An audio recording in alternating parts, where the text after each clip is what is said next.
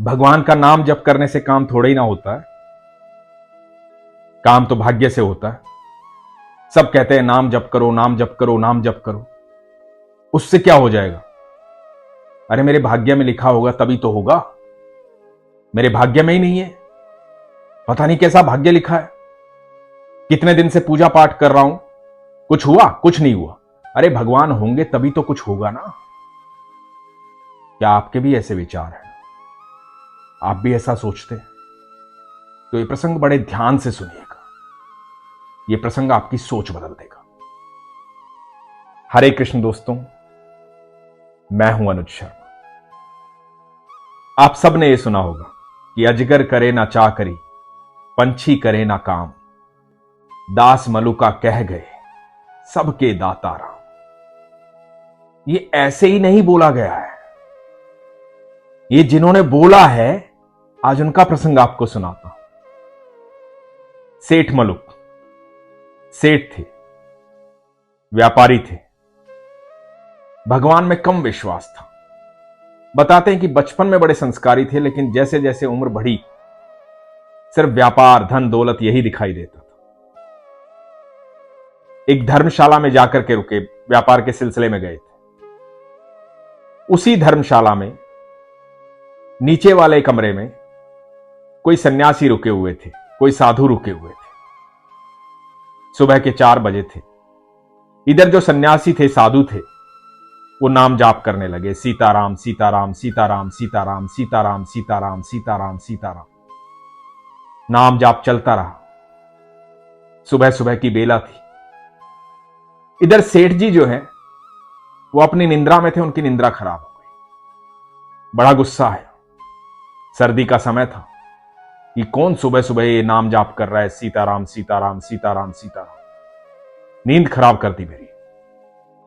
लेकिन ये साधु जो है लगातार नाम जाप कर रहे थे, सीताराम सीताराम सीताराम सीताराम। सुबह हुई। सेठ जी पता करने आए कि कौन है ये, क्यों शोर मचा रखा है यहां। पता लगा एक सन्यासी, एक साधु है, उनके पास गए।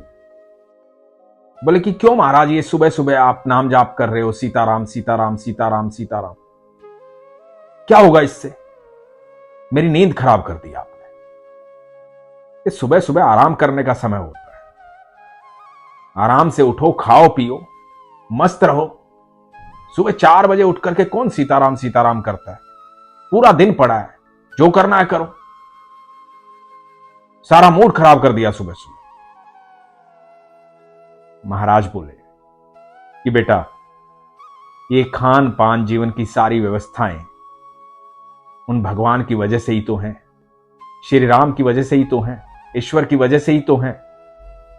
यदि वही किसी को खान पान और व्यवस्थाएं नहीं देंगे तो फिर कैसे दिनचर्या चलेगी?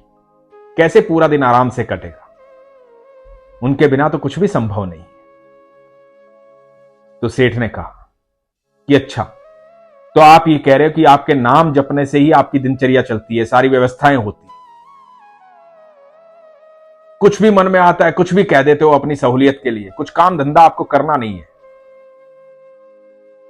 नाम जाप करना है, बस ये ढोंग करना है, कुछ काम धंधा नहीं करना है। आप ऐसे ही व्यवस्थाएं नहीं बनती, काम धंधा करना होता है, मेहनत करनी होती है। जब मेहनत करते हैं ना तो आपका भाग्य चमकता है, धन आता है, उससे व्यवस्थाएं बनती हैं। नाम जाप करने से व्यवस्थाएं नहीं बनती। तो महाराज ने बड़े शांत स्वभाव से कहा कि सारी व्यवस्थाएं नाम जाप करने से ही बनती हैं। जो भोजन हम करते हैं वो ईश्वर ही हमें देते हैं, तभी हम कर पाते हैं। तो सेठ जी बोले कि ठीक है, तो मैं तुम्हें 24 घंटे का समय देता हूं।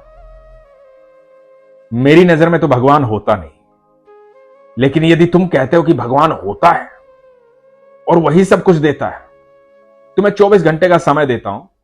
24 घंटे में अपने भगवान को बोले कि मुझे भोजन करवाए, मैं कुछ भी नहीं करूं। यदि तुम्हारे भगवान ने मुझे भोजन करवा दिया तो मैं जिंदगी भर के लिए तुम्हारा शिष्य बन जाऊं, और यदि भगवान ने भोजन नहीं करवाया तो तुम मेरे शिष्य बन जाना। तो महाराज ने कहा कि ठीक है,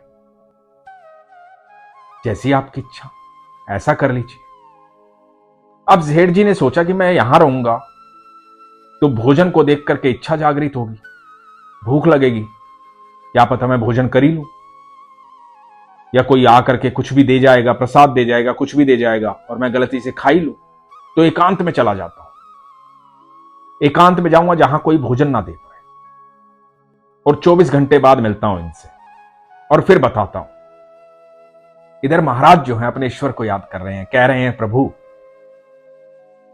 इसे सद्बुद्धि दे, इसे समझा प्रभु कि सबका दाता तू ही है, तू ही सबको देता है। इसका शिष्य नहीं बनना प्रभु, मुझे आपकी शरण में रहना है। ये साधु प्रार्थना कर रहे हैं भगवान से। इधर जो सेठ जी हैं वो जंगल में चले गए हैं। वहां से थोड़ा सा दूर एक पेड़ पर जाकर के, बड़ के पेड़ पर जाकर के बैठ जाते कि यहां बैठा रहूंगा। अब यहां कहां से खाना आएगा, कौन खाना खिलाएगा? कल जब पूरे 24 घंटे बीत जाएंगे तब जाऊंगा और फिर बताऊंगा कि देखो कुछ नहीं दिया तुम्हारे भगवान ने, अब बन जाओ शिष्य।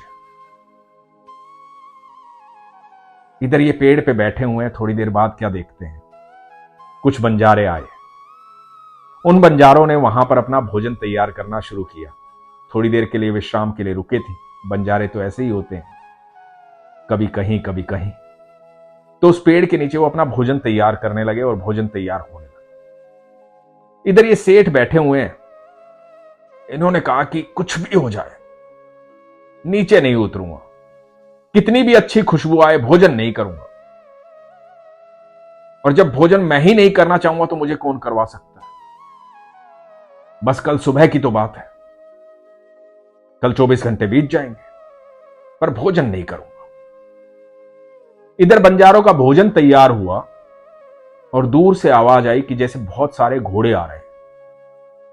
पुराना जमाना था, डाकू इस तरह से आते थे, डकैत इस तरह से आते थे। बंजारों ने सोचा कि डकैत आ गए हैं, डाकू आ गए। वो अपना सामान उठा करके भाग गए। भोजन वहीं रह गया। पीछे से डकैत आ गए, बहुत सारे घोड़े आ गए। डकैतों ने देखा कि यहां तो भोजन तैयार रखा हुआ।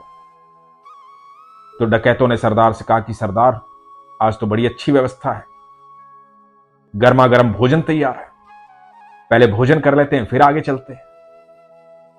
तो सरदार ने कहा कि नहीं, ये कोई जाल बिछाया गया है, किसी ने हमारे खिलाफ जाल बिछाया है। किसी को पता था कि हम यहां से गुजरेंगे, ये भोजन रास्ते में रखा है, इसमें जहर मिलाया होगा। हम भोजन खाएंगे और हम मर जाएंगे, यही तो सामने वाला चाहता है। तो इस भोजन को कोई भी नहीं खाएगा, और जिसने ये जाल बिछाया है वो यहीं आसपास कहीं होगा, उसको ढूंढो, खोजो उसको कहां है। अब सारे डाकू खोजने लगे। ऊपर सेठ जी बैठे थे पेड़ पर, ये सारा नजारा देख रहे थे। घबरा गए, डर गए। उस हड़बड़ाहट में उनके शरीर में थोड़ी हलचल हुई। हलचल होने के कारण नीचे खड़े डकैतों को पता लगा कि शायद कोई ऊपर है। ऊपर देखा तो सेठ जी बैठे हुए। सेठ जी को नीचे उतारा। सेठ जी घबरा गए। सेठ जी ने कहा कि आप मुझे गोली मत मारना, मुझे जान से मत मारना, मेरी कोई गलती नहीं है, ना मैंने ये भोजन रखा, मैंने कुछ नहीं किया। तो सरदार ने कहा कि कोई बात नहीं, हम गोली नहीं मारेंगे, तुमने ये जो जाल बिछाया है इसका हमें पता चल गया, अब तुम ये भोजन खाओ, चलो भोजन करो। सेठ जी ने कहा कि नहीं, भोजन तो मैं नहीं करूंगा, भोजन तो मुझे करना ही नहीं है। तो सरदार ने कहा कि देखा, मैंने कहा था इसमें जहर मिलाया हुआ है, इसी व्यक्ति ने जहर मिलाया है, इसीलिए नहीं खा रहा है, अब तो भोजन इसे खाना पड़ेगा। तो सेठ जी ने कहा कि मैं भोजन नहीं खाऊंगा, मैंने तो कसम खाई है मैं भोजन नहीं खाऊंगा, मुझे भोजन नहीं करना है।